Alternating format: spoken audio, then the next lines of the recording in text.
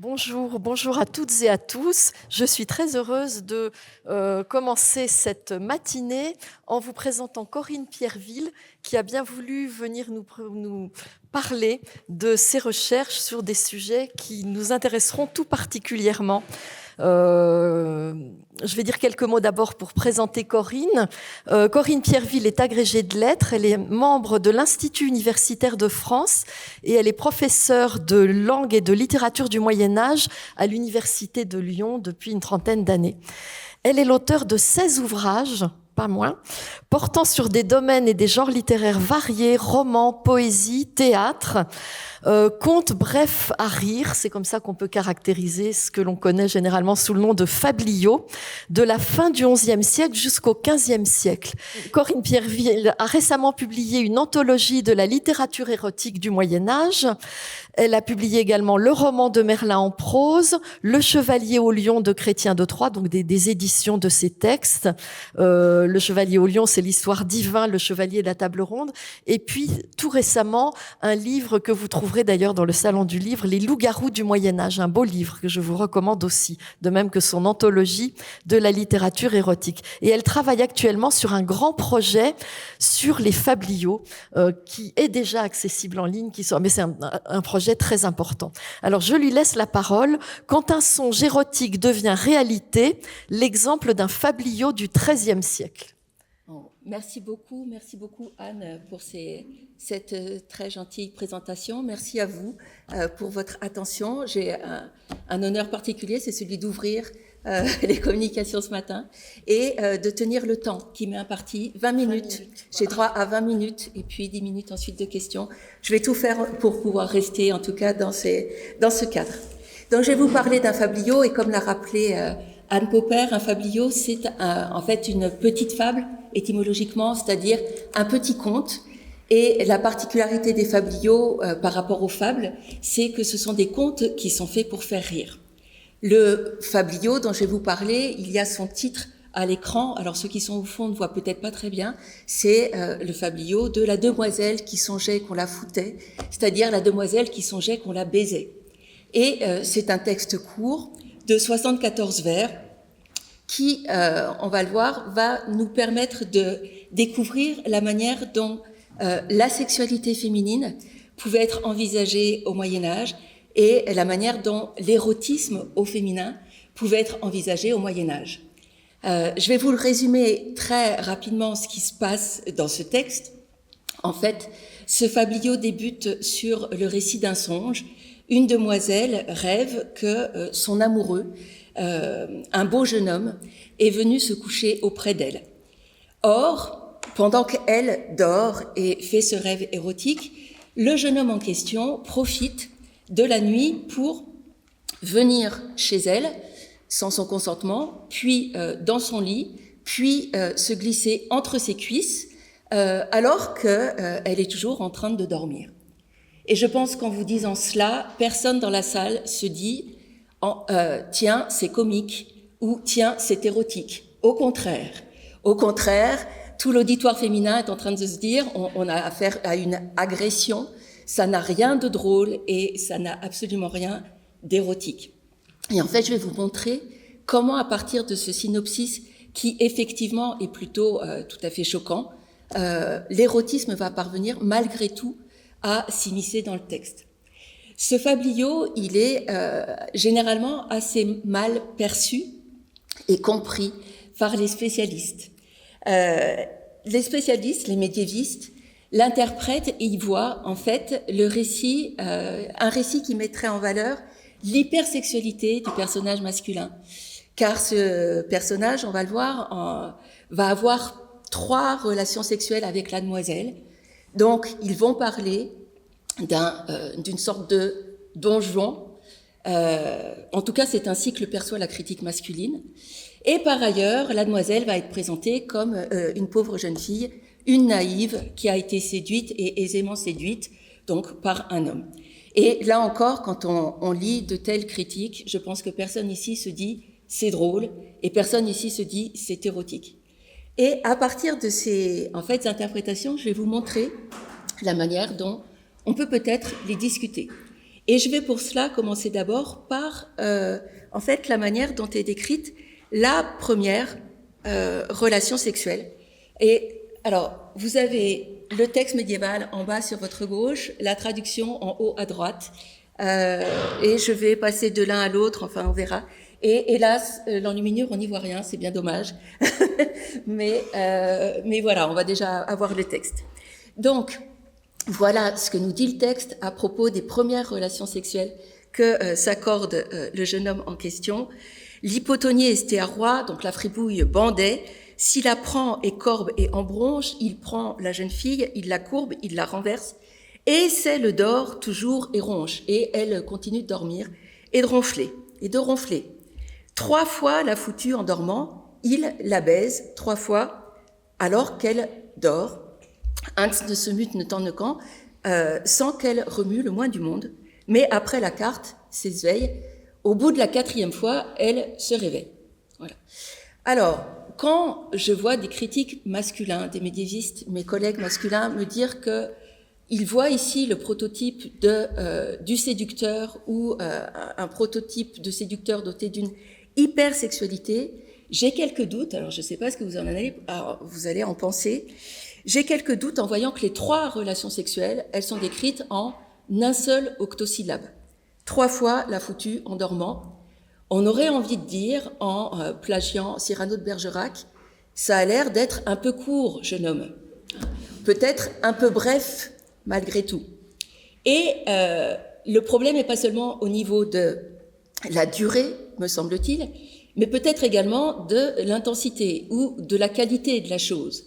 Car 3 relations sexuelles qui laissent la jeune fille profondément endormie au point qu'elle continue de ronfler, en voilà une, et si on devait cette fois plagier une autre pièce de théâtre un peu plus contemporaine, en voilà une qui pourrait dire « ce n'est pas grave, Pierre, je n'ai rien senti du tout ». Et donc là, vraiment, je ne pense pas que mes collègues masculins puissent, à partir de ce texte, considérer le protagoniste comme le prototype d'un séducteur doté d'une hypersexualité. Au contraire, je pense que tout le monde voit ici, enfin, me semble-t-il, qu'on a affaire à un jeune homme qui a une sexualité de butor, qui est dans l'agression, qui prend pas la peine de demander à la jeune fille son consentement et qui, par ailleurs, n'a rien au plaisir. Non seulement au plaisir de sa partenaire, mais à son propre plaisir, manifestement. Donc voilà déjà pour la première interprétation. Qu'en est-il maintenant de la supposée naïveté de la demoiselle? Cette jeune fille aisément séduite, alors la pauvre c'était durant son sommeil, et donc aisément dominée par le super-héros masculin.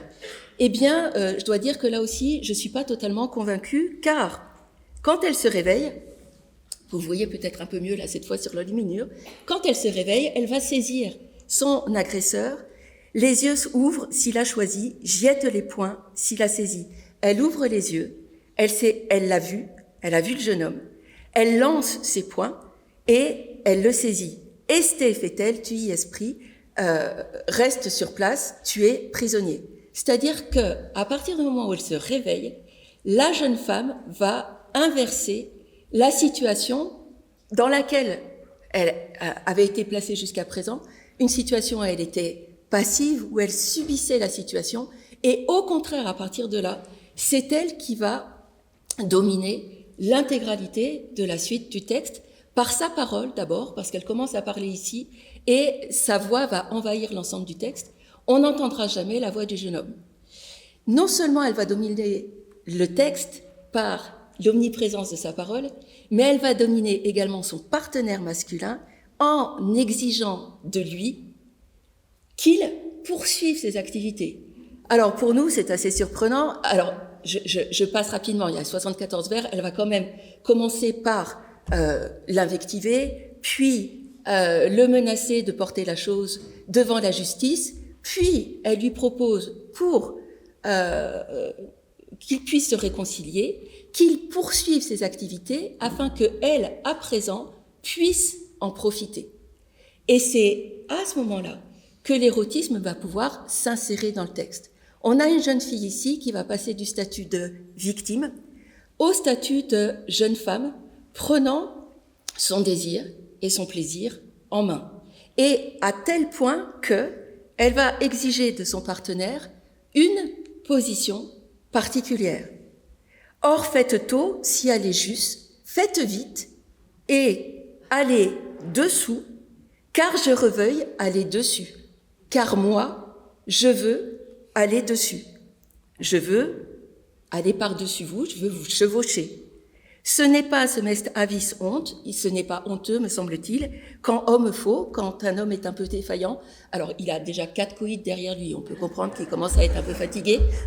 Ce n'est pas honte quand homme faut, si femme monte, si la femme, à son tour, monte. Voilà. Et donc, vous avez un texte médiéval du XIIIe siècle qui met en scène une jeune femme demandant à son partenaire une position sexuelle particulière, celle qu'on appelle la position du cheval érotique, de l'Amazone, dans laquelle elle va le chevaucher. Alors, ça vous paraît peut-être relativement banal. Pour l'époque médiévale, c'est complètement transgressif. La position du cheval érotique, elle était condamnée par l'Église, qui n'acceptait que la position dans laquelle l'homme était supérieur à la femme, la position du missionnaire. L'homme ainsi se retrouve dans la situation de domination qui est la sienne sur la femme d'après l'Église médiévale. La femme doit être soumise à son époux comme l'époux est soumise au Christ. Donc, condamnation évidemment de ce cheval érotique par l'Église médiévale, condamnation aussi de la position de l'Amazone par les médecins du temps. Ils considéraient que c'était une position qui était dangereuse pour la santé de l'homme. Il pouvait se faire mal, le pauvre. Oui, il pouvait y avoir des problèmes au moment de l'éjaculation. Et alors, pire, c'était une position qui, si elle amenait à procréer des enfants, qui provoquait chez les enfants ainsi conçus un certain nombre de difformités, de maladies, etc., etc. Donc, l'Église et la médecine de l'époque condamnaient très violemment cette position. Et là, on a un texte dans lequel une jeune femme va réclamer cette position à son partenaire. C'est tellement transgressif que les médiévistes, mes collègues, n'y comprennent rien.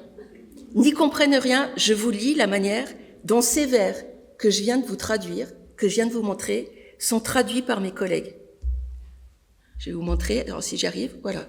Donc, dans le dernier recueil de Fabliaux, le nouveau recueil complet des Fabliaux, on va lire « Et maintenant, faites vite et mettez-vous par terre. » Et non pas « mettez-vous sous moi ». « Mettez-vous par terre ». Très inconfortable, en passant. Hein. « Mettez-vous par terre ». Mais du coup, le collègue, il se dit bien, quand même, c'est bizarre qu'elle lui dise « mettez-vous par terre ». Donc, il va aller vers une interprétation figurée du passage. Ça lui paraît tellement transgressif qu'une femme demande à chevaucher un homme au moment d'une relation sexuelle que non, il part vers une interprétation figurée. Reconnaissez que vous êtes vaincu, car moi, je suis résolue d'avoir le dessus. Ce n'est pas une honte, me semble-t-il, si une femme est vainqueur quand un homme est à bout de force.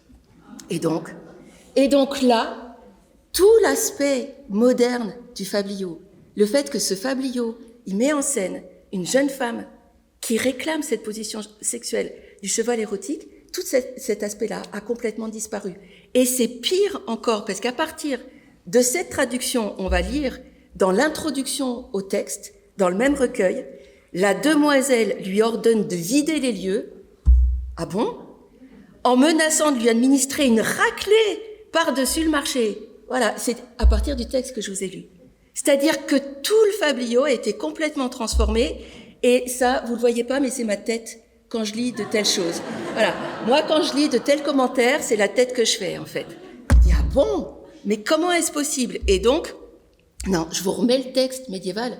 Non, ce n'est pas ce que dit le texte. Le texte dit, faites vite, passez dessous, car je veux à mon tour passer dessus. Voilà. Le texte met en scène une demoiselle qui demande à changer de position sexuelle, qui demande cette position sexuelle qui est effectivement transgressive pour l'époque, mais qui est ici évoquée par cette littérature. Alors, c'est effectivement cette revendication au droit pour une jeune femme d'avoir une sexualité qui puisse lui procurer du plaisir. Et puis, cette évocation d'une position sexuelle tellement transgressive pour l'époque m'ont amené à m'interroger sur l'identité de l'auteur du texte. Est-ce que, alors, les fabliaux, en règle générale, sont anonymes. On a des noms d'auteurs, quelques-uns. On n'a gardé que des noms d'auteurs masculins. Est-ce que par hasard, ce fabliau aurait pu être rédigé par une femme?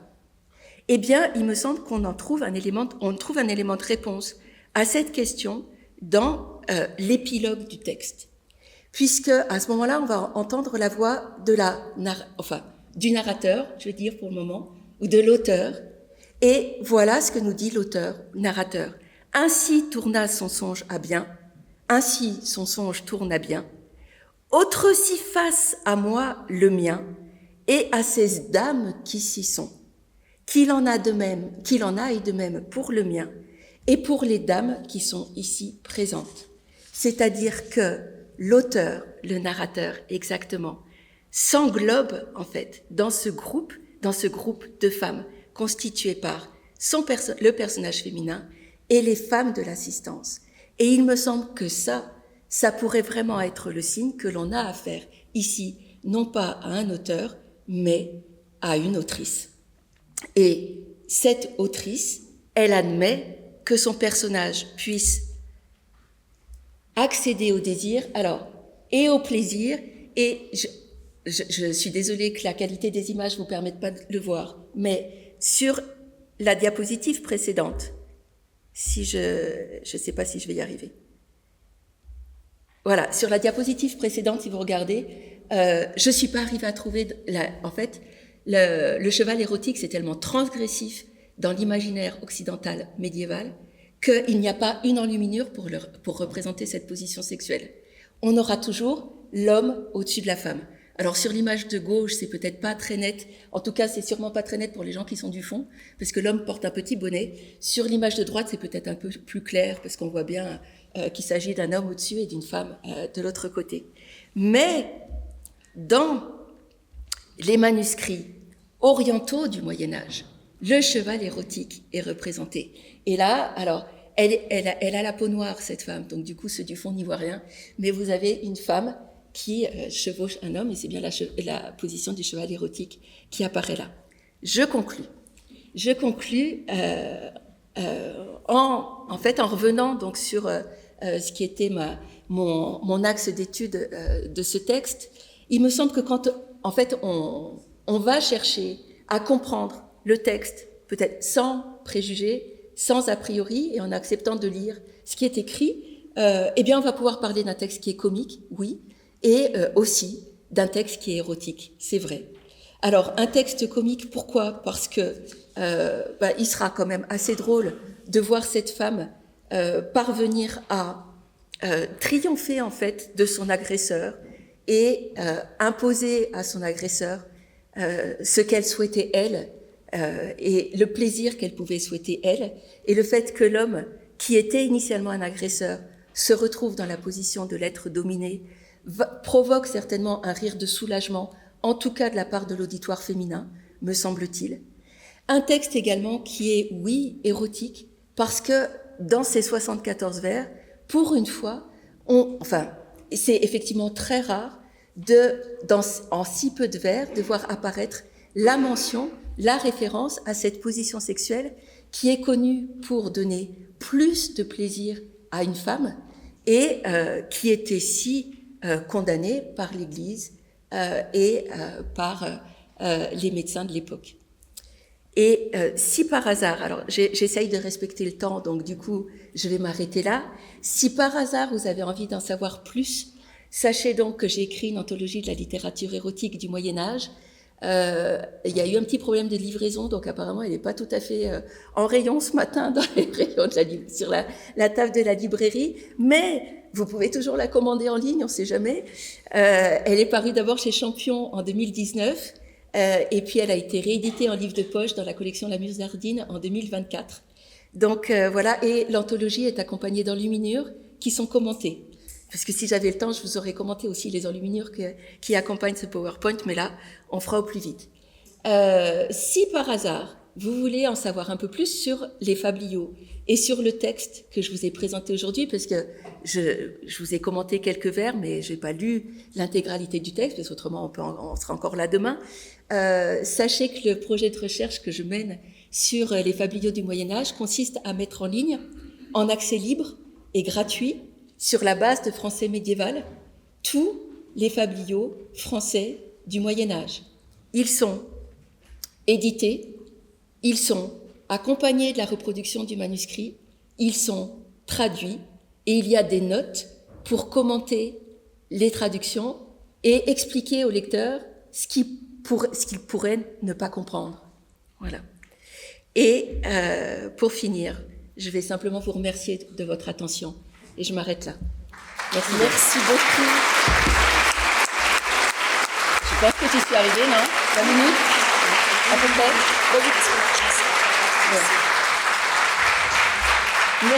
Merci beaucoup. Merci beaucoup, chère Corinne. Vous voyez, nous commençons très fort. J'avais une question, mais vous y avez répondu, en fait. C'était la question sur l'auteur, mais vous y avez répondu à la fin. Y a-t-il des questions dans la salle? Voulez-vous en savoir plus sur ce texte, sur ces textes? Alors, peut-être si vous n'avez pas de questions, je vais profiter du temps qui m'est imparti. J'en profite, mais ça vous donnera juste le temps de réfléchir à vos questions. Si je peux revenir en arrière. Voilà. Je vais essayer d'aller jusqu'aux enluminures. Et au moins la première, voilà, celle-là. En fait, les enluminures médiévales, elles fonctionnent très souvent sur le symbole. Et donc là, quand vous voyez cette jeune femme qui est en train de saisir un jeune homme et qui va le garder bien fermement en main. Alors, c'est pas une enluminure qui est tirée d'un manuscrit de Fabliaux, mais c'est une enluminure qui est tirée du Lancelot en prose. Et l'auteur de l'enluminure va représenter symboliquement le désir féminin, le désir que cette femme ressent pour cet homme, Lancelot. Si vous faites attention à la manière dont les rideaux sont ouverts. Les rideaux, ils sont rouge écarlate. Et vous avez une belle ouverture des rideaux. Et en fait, très clairement, vous avez une représentation du sexe féminin, en fait, ici. Et cette ouverture des voiles, alors c'est la manière dont on va pouvoir représenter le désir féminin dans ces plis des voiles. Et vous voyez que sur l'enluminure de gauche également, on va la retrouver. Les voiles du lit qui sont bien ouverts, qui représentent ce désir féminin à l'égard de l'homme. Inversement, si j'arrive à remonter un tout petit peu, alors, vous n'y voyez peut-être rien, c'était la première image, et je pense, enfin, il y a que ceux qui sont au premier rang qui peuvent voir. Mais vous avez un homme qui est à côté d'une femme qui est endormie. Cet homme, ce qu'il tient à la main, c'est une épée. Alors, en fait, dans sa main, ici, sa main droite, il tient, merci beaucoup. Merci à la technique, alors là, merci.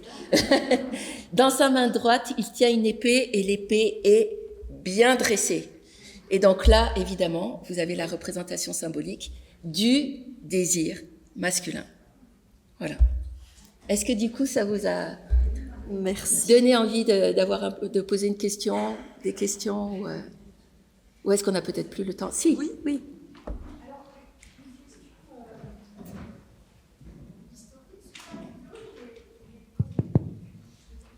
Alors, ce fabliau, il est connu depuis déjà longtemps, depuis la fin du 19e siècle.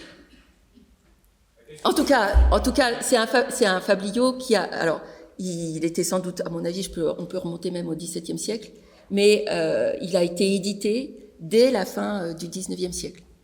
Donc, il est connu des spécialistes, des médiévistes, depuis cette période-là. Voilà. Il avait été traduit dans les années 1980. Mais avec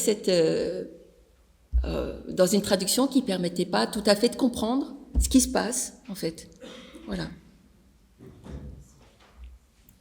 Eh bien, merci beaucoup. Encore une question. Une autre question, puis après on va peut-être avancer parce que... Marie, attendez. Au XIIIe siècle, qui entendait ce fabliau? Enfin, qui a pu l'entendre? Qui a pu le voir? Là, pour le qui a pu... C'est-à-dire que par rapport à nos idées reçues sur la censure vous avez parlé de la censure à notre époque. Je pense qu'on se représente l'époque médiévale comme une époque où l'Église empêchait les auteurs d'écrire. Et quand on regarde les textes du Moyen-Âge, on s'aperçoit que ça, c'est complètement faux. Au contraire, en fait, le Moyen-Âge était beaucoup plus libre par rapport à la production écrite, enfin à la production littéraire, que ce qui a pu se passer dans les siècles qui ont suivi. Et donc, qui écoutait, qui entendait ces textes-là, ils étaient récités sur les places publiques, aussi bien dans les villages, les villes, qu'à la cour des nobles. En fait, le public était un public aussi bien de bourgeois qu'un public d'aristocrates. Et donc, c'était une littérature qui était d'abord une littérature transmise oralement par des jongleurs dans les cours ou sur les places du village et qui racontaient ces textes. Donc, c'était pas du tout une littérature cachée sous le manteau. En fait, l'idée, c'était pas du tout ça, pas du tout.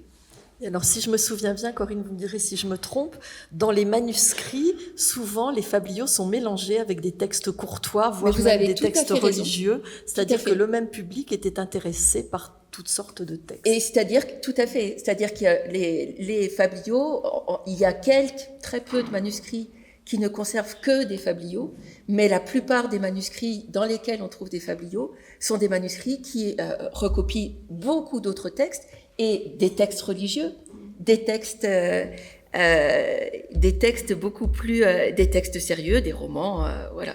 Et alors peut-être je finirai par là, si on peut agrandir un tout petit peu l'image, mais encore qu'on voit bien, par exemple, enfin je pense que là tout le monde voit bien, cette magnifique chute de Rhin, et quand on voit une enluminure de cette sorte, on se dit, quand même, c'est un peu osé, ça vient d'un livre d'heures. C'est un livre religieux. Oui, c'est un livre religieux d'où est tirée cette enluminure. Mais je ne veux pas non plus trop déborder, donc je m'arrête là. Et c'est Bethzabée. Hein, oui, c'est Bethzabée, le roi David qui est en train de regarder Bethzabée au bain.